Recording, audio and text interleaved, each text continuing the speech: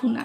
এটা করতে যা যা লাগবে সেটা হলো, প্রথমে এই দেখুন দুধের কালা ভুনা।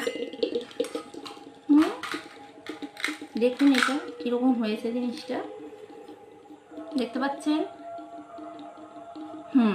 তো এই রেসিপিটা কিভাবে করতে হবে সেটা যদি জানতে চান তো পুরো কথাটা শুনুন।